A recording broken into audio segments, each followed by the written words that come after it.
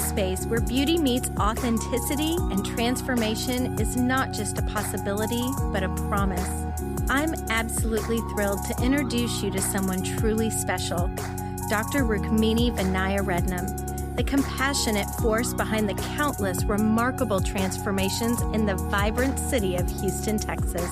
Picture this: every curve, every contour crafted with care and expertise, not just by a board-certified plastic surgeon, but your very own cheerleader for self-discovery and confidence.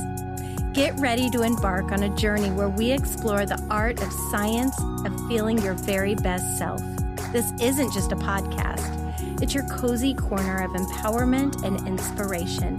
So pull up a chair, pour yourself a cup of kindness, and let's dive into the Confidence Doc podcast with Dr. Rukmini Vinaya Rednam. Welcome back to the Confidence Doc podcast. I'm Dr. Rednam, and I'm a board-certified plastic surgeon in Houston, Texas with my Houston surgeons. And I have a special guest who has been on before, but now she was so good, we're doing another one. So welcome back, Dr. Reddy. Great to be back. Feels like just yesterday. So, thanks for having me on again. I appreciate it. We had so much fun talking, and Dr. Reddy is actually in a unique position because she's not new to practice, but she just within the last year opened her own private practice. So I thought this would be a really great story, not only for patients who listen, right, but for the plastic surgeons who listen, because maybe they're in the same place you were before. So why don't you tell us a little bit about your story? Like after you graduated, where did you go? Yeah, so, I graduated from residency in 2021.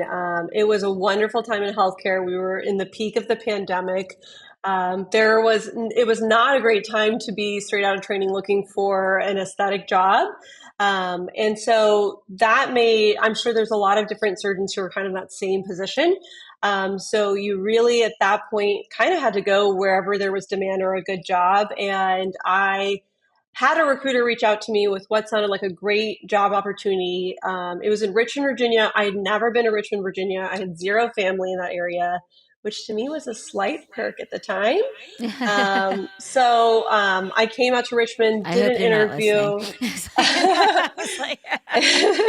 Everything looked, pretty great on the surface. And so I had my husband, who's a physician, quit his job. We moved him and my, I think at the time, 1-year-old to Richmond and started practice. And I think as plastic surgeons, we know so much about a certain field, and then we know so little outside of that. For people who don't know our training, like I went to med school when I was 21 and went to plastic surgery residency at 25 and then emerged from residency at 31. So from 21 to 31, I was like hidden in a library or a hospital, and we don't truly participate in the real world. Like as a 31-year-old, I was like, I have no idea how to pay my taxes.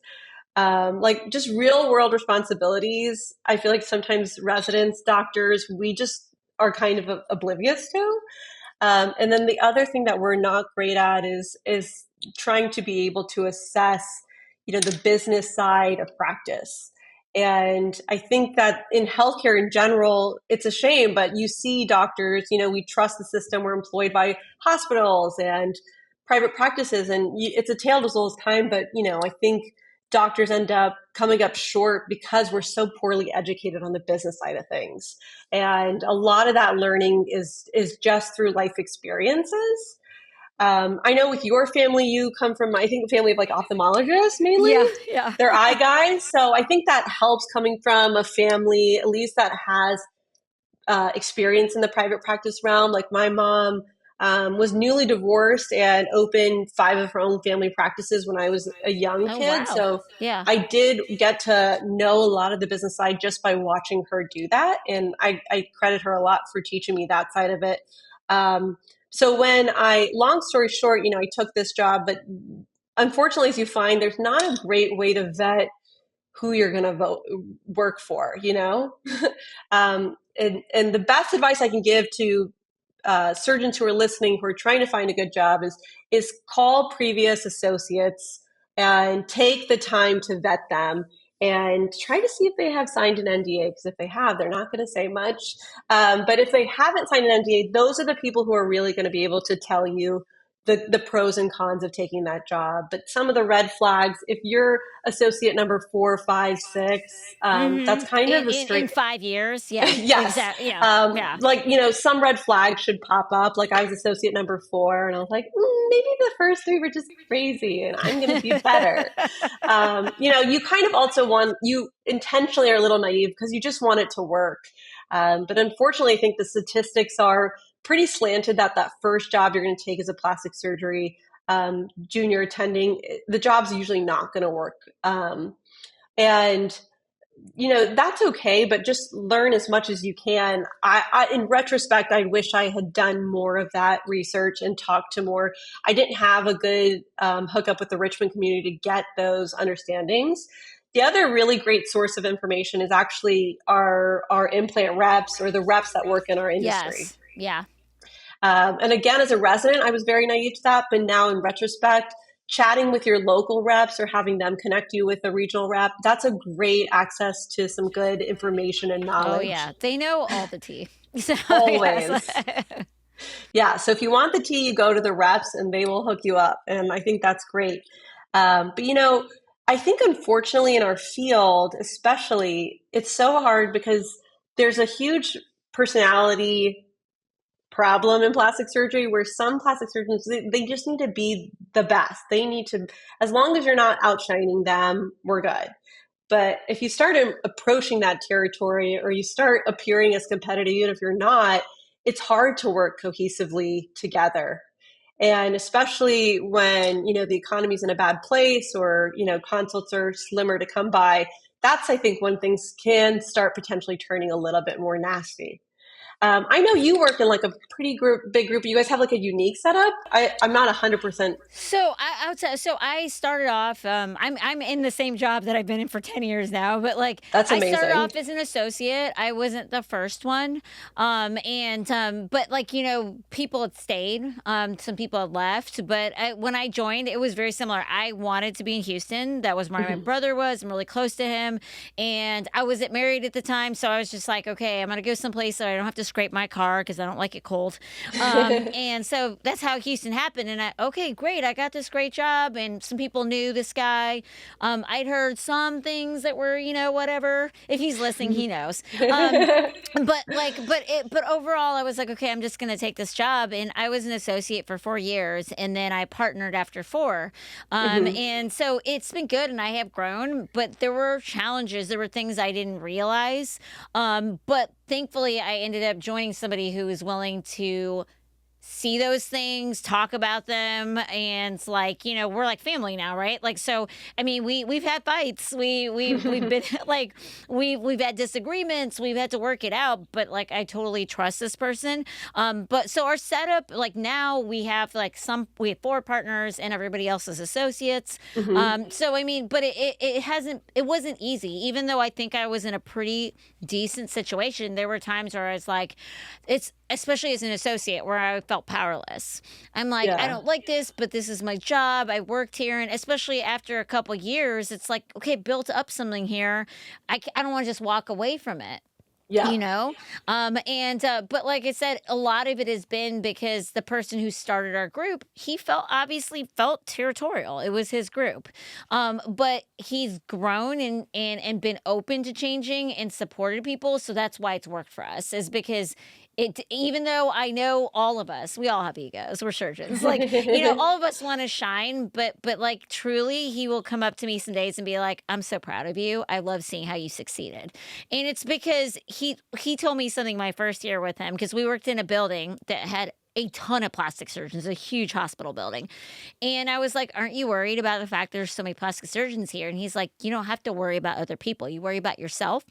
He's like, if you're doing the best you can do, then you'll attract people. Like, and it was really like, it really meant something to me. He's like, I'm not threatened by anybody else because I'm doing the best I can do. And that's all you have to worry about. So I just feel like that's the kind of people you need to line up with if you're going to do a group. Otherwise, you're going to end up trouble. Yeah, I couldn't agree more. Like, just that mentality of understanding. If you truly bring the best, you don't have to worry about anybody around you. Unfortunately, there's so many fragile egos in our specialty who can't handle that. But if they are comfortable in themselves, in their work, they won't be threatened. And a lot of people, I think, will be happy to mentor and teach, and that is very rewarding. Like, I'm sure your partner, has a lot of self satisfaction knowing how successful and how much you've grown, and that you guys can work together as a family. I feel like as a surgeon, I would love to have that one day with a junior colleague. Um, but it is like a family. There are going to be fights and disagreements, but ultimately, you want to feel supported. And if you feel like you're being sabotaged internally at the place you're supposed to work at, that can be so hard. And it's hard enough that you're building your practice, right? Like, I mean, you're Yes. focused on that. So it's like if you're having to go against the current, it makes it extra hard. Yeah, I mean, like the first year in practice are so stressful. And then when you start to wonder, like, you don't have time to be like, is the call coming from inside the house? Like, is somebody like taking God's thoughts from me? Like, what's Yeah. happening? But, I think that was happening, in some respects. Like, the receptionist was being told, like, don't tell them there's a female surgeon at this practice if they ask. Like, Then why hire a female surgeon? Like, I just, yeah. right. So it's painful, and I think junior plastic surgery colleagues who are looking for a job, it's definitely not easy. But lean on. I think Instagram has helped us all connect so much better, and I think it's a lot easier to understand and get help from the community and know what's going to be a good market and what's not. But I also think that the market and the location is very important too. Like Richmond was a random place for me, but it's been such a wonderful place for me to grow my practice, and I'm so grateful for it too. It was just the right time at the right place for me to open my practice. But ended up, I spent 2.5 years in practice at that place, and it got to be so toxic. And if you've ever worked in a toxic workplace, you know how draining that can be.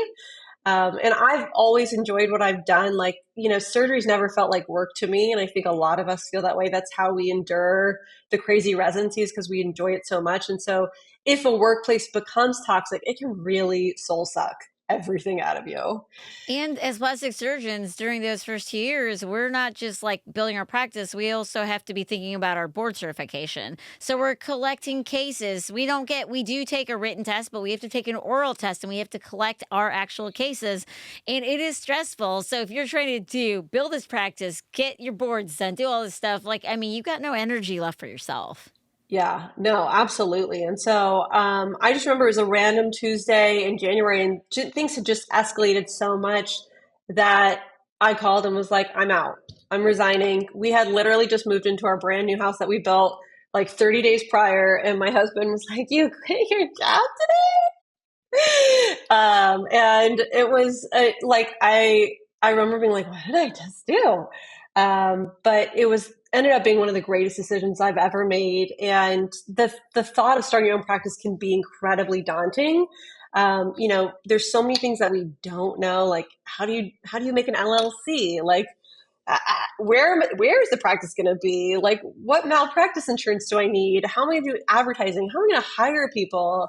But it is actually a lot more doable. And I think it's like a gatekeeping thing where people like, don't make your own practice so hard, so crazy. You'll never make it work. But it's actually very, very doable. And the ability to be free and be yourself and know that every day when you walk into work, like you're walking into a supportive team that you built, that everyone's there to help each other. That to me is priceless. So, how was your transition? Like, when you delivered this news, like, how was that met out of curiosity? Um, Incredibly chaotic. You're like, I can't repeat those words. My lawyer is going to call me in like 3 minutes and be like, we told you not to talk about this. Like at first, the first 48 hours, like, okay, well, let's keep this very kosher. Let's be very collegial about it. And then that quickly devolved. Things just got very contentious, very uncomfortable. I was getting emails like, you're not allowed to show up on the property from this time to this time. Your office is being relocated to somebody else's office. I'll see some of your patients for you. And that's kind of when I drew the line. It was like, no, like if they're my patients, I need to see them. I guaranteed them that I would carry them through their postoperative recoveries. I'm going to do that from start to finish. And I just remember, like there was, some struggles about PTO and when the final day was, and I was like, I'll just cruise out and use my PTO as my last few days and then be done. And day one of my PTO, we were supposed to go to Mexico. And so we were in the airport and I look at my email and it's like, oh, you've been terminated with cause. I'm like, but I resigned. You're And like, you can't fire me after I resigned. literally, I was like, but I quit. And I remember my husband was like, get your bag. Like, we got to go. We have like two little kids. My daughter, I think, was like 9 months old or something. And we're getting on the plane. I'm literally like, oh, yeah, I just got fired. And I spent that entire week in Mexico, like literally poolside with Podden at my laptop, just Zooming with lawyers. It was like the trip from hell for me. My husband was like, oh, remember we went to Mexico? We had such a great time. I was like, just literally. You're like, did you have a good time? It was because the I'm most pretty sure I traumatic time. broke up with somebody and then they tried to break up with me. Yes, literally. That's what it felt like. And that was probably like the darkest, like deepest part of my life. But since then, it's only been upwards and onwards. And I quit my job end of January. I had a lease space renovated within 4 weeks. Miraculously, a contractor Wow. That is a pretty delivered. impressive turnover. Yeah. Yes. So got really lucky, and we were able to open the practice April 1st. And I remember April the first, 1st. yeah, April Fool's Day. You I was picked like, a great day. my mom was like, this is not auspicious. This is a terrible Yeah. idea. But it all worked out. I remember that April 1, Verizon was like, the Wi-Fi's not working in your practice. And I was like, amazing. It's literally opening day. So we had the phones running from my house. Like my receptionist was like in my living room with my dog and my children. But it all worked. And I've been so grateful that, the Richmond community has been so supportive, and there's no price you can put on your freedom, and just being able to be yourself and exist is priceless to me for sure. 100%. 100%. And like, because you're happier and healthier, you can take even better care of your patients.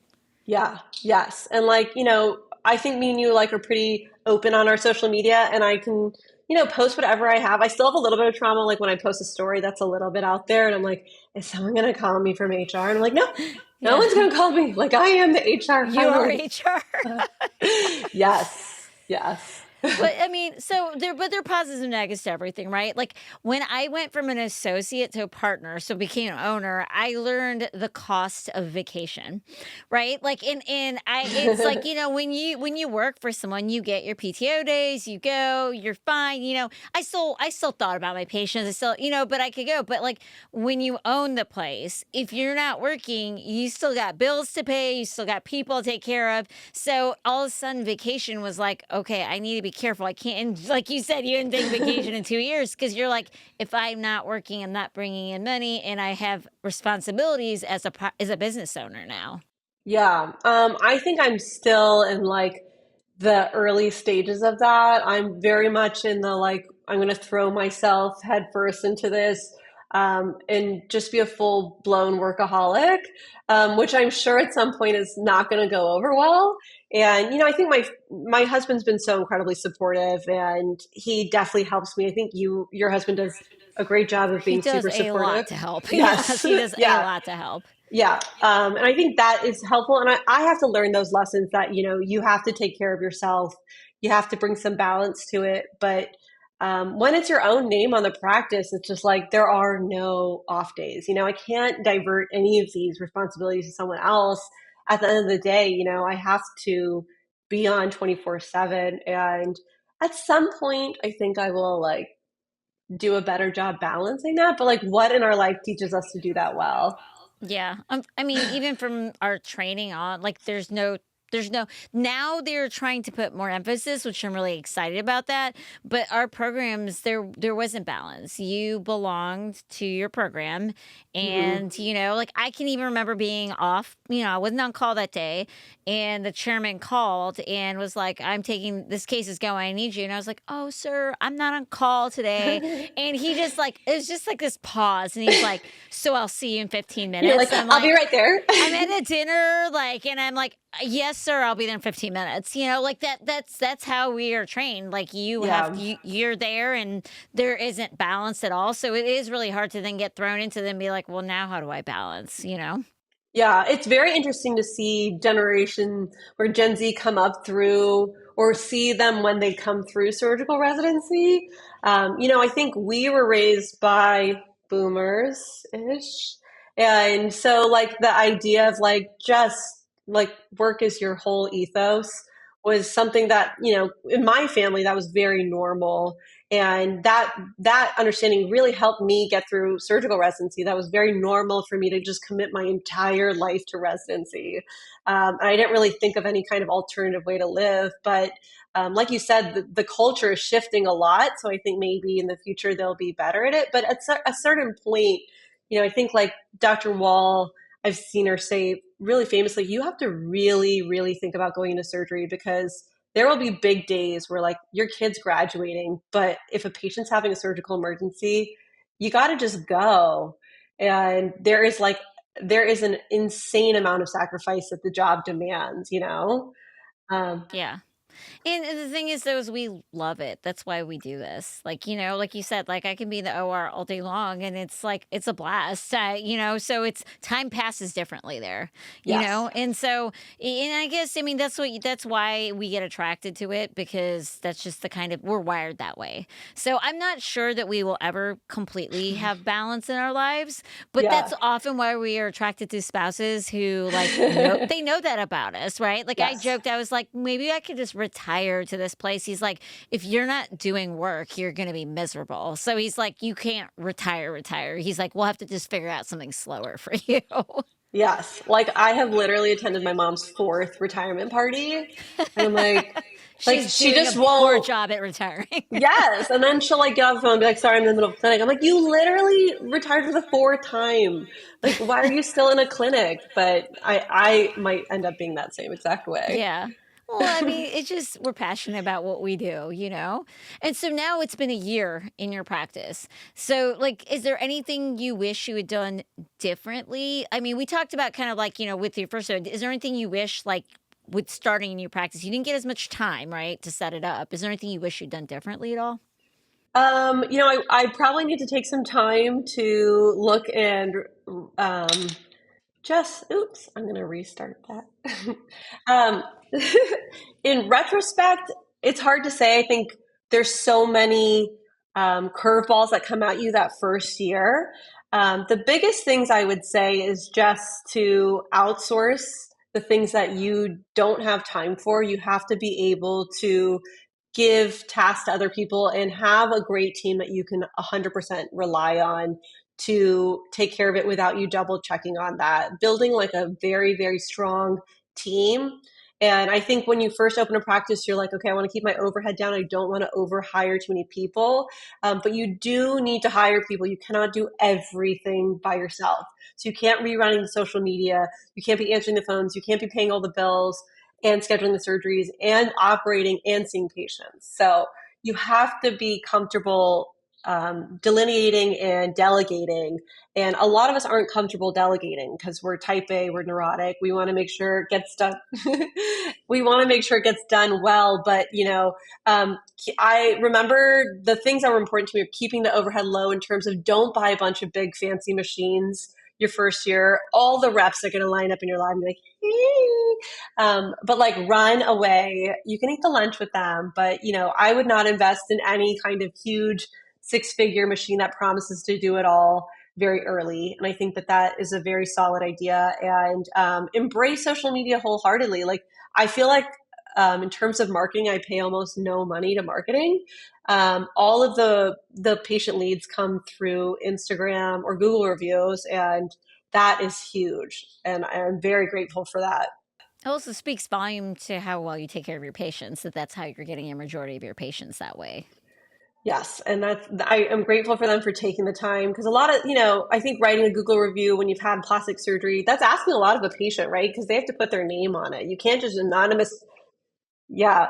So, I really appreciate my patients. They really take time to write heartfelt Google reviews, and you can't fake that stuff. Google's pretty strict about it. They'll catch it if you're faking it. So I do think they authentically do a good job of that. In the past, we had stuff like Real Self, and it seems so phony. I feel like people were paying to play. And I feel like that's largely fallen out of favor. If I'm not allowed to say that, You're allowed to say whatever you need to say.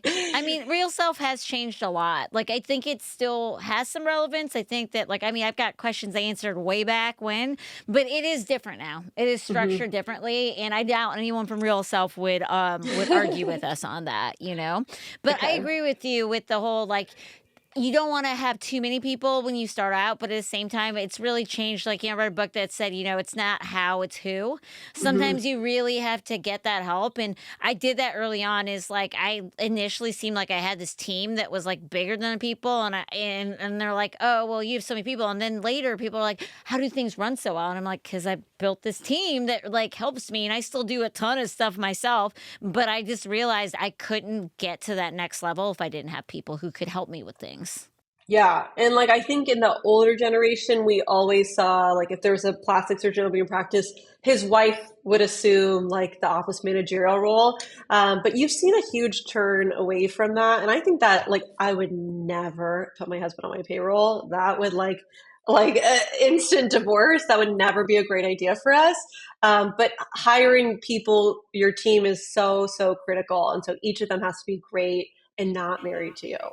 And they're they're a reflection of you, right? Yeah. Anybody who my team is taking care of, I want people who take care of like I would, right? So it is a critical part of building a new practice. Yes. Yeah. And those people are going to interface so much with the patients. So they have to be kind, they have to have your same vibe. If they're not going to be courteous and make patients feel comfortable, eventually that's going to come back on your brand in a bad way.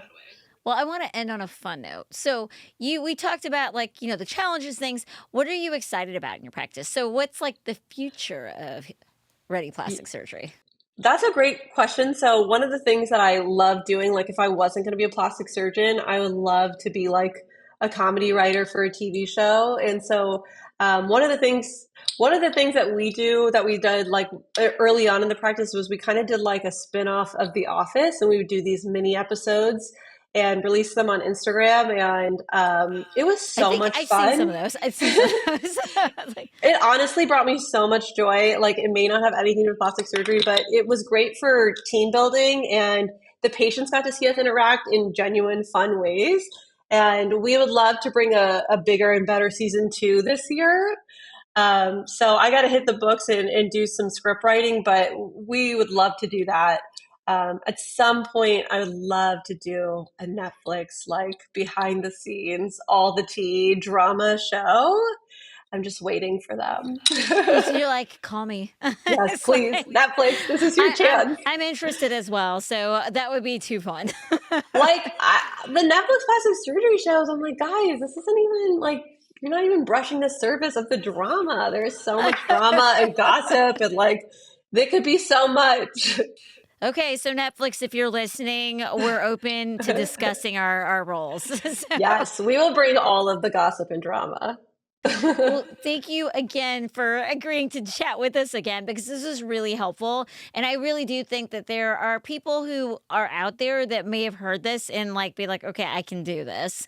And for patients, understanding we're people, we're trying to do it all sometimes, but we really want, if you want your surgeon to be in a happy environment where they're thriving, because then they're really going to knock it out of the park for you.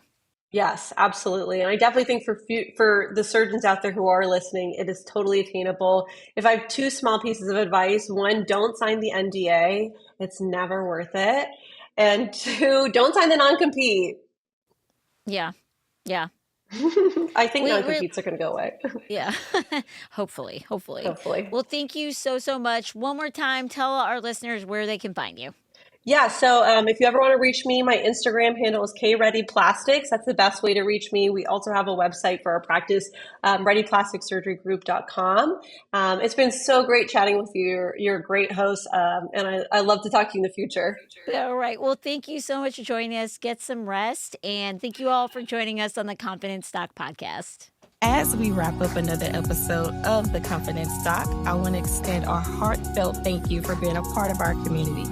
If today's conversation resonated with you, remember that Dr. Rednam and her team are here to support you on your journey to self-confidence and beauty. Your story is unique, and it's our privilege to help you create the masterpiece that is your life. If you'd like to book a consultation with Dr. Rednam, you can visit her webpage at drrukminirednam.com. Fill out a contact form, and one of her coordinators will get with you accordingly.